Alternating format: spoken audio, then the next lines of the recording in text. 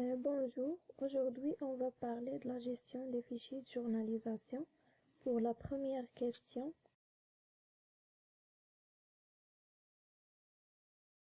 on va se connecter comme étant 6. Ensuite, on va afficher tous les groupes qui existent dans notre base de données. Voilà, on a 3 groupes et leur statut.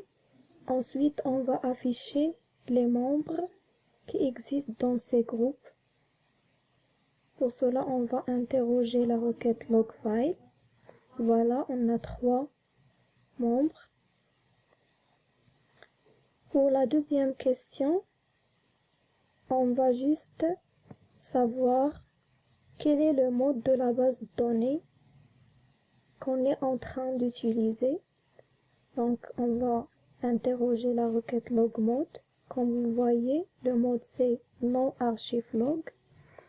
Ensuite, on va afficher si l'archivage est activé ou bien non. Comme vous voyez, est non activé. Dans la question numéro 3, on va ajouter des membres au groupe existant. Pour cela, on va interroger la requête add logfile member. Voilà, on va afficher le résultat avec la requête select étoile from logfile $logfile. Comme vous voyez, voici les groupes et leurs membres qu'on est en train d'utiliser.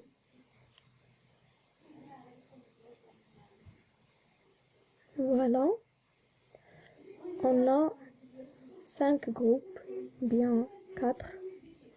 Dans la question numéro 4, on va ajouter un 4e groupe, comme vous voyez, avec la requête add logfile group.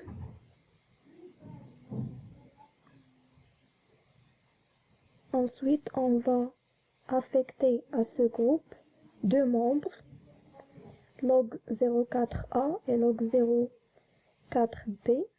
comme vous voyez. Notre base de données est en train de mettre à jour. Voilà, database altered. Si on va afficher notre clé USB, on va trouver que ce qu'on a écrit est bien existant. Maintenant, on va afficher le résultat.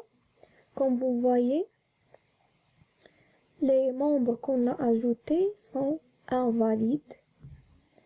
On va afficher le nombre de membres dans chaque groupe, comme vous voyez.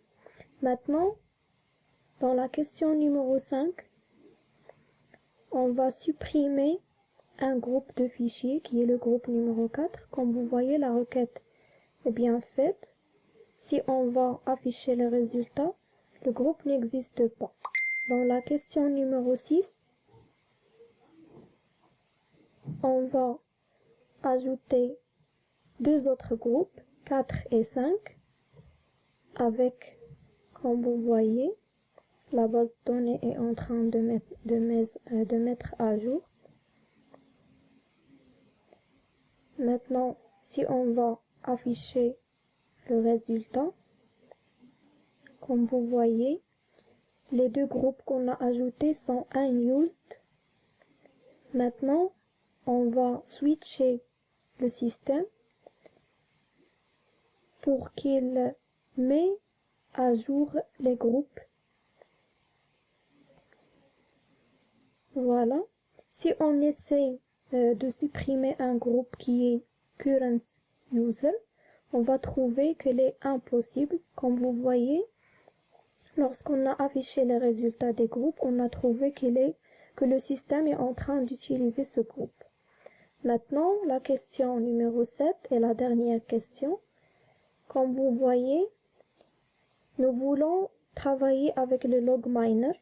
Pour cela, on doit avoir notre base de données en mode archive log activé. Ensuite, on a créé une table dans la base et on a inséré des données dans la table. Maintenant, on va se connecter comme étant 6 et on va se connecter aussi à cette table. Comme vous voyez, les transactions sont enregistrées de create et d'insert.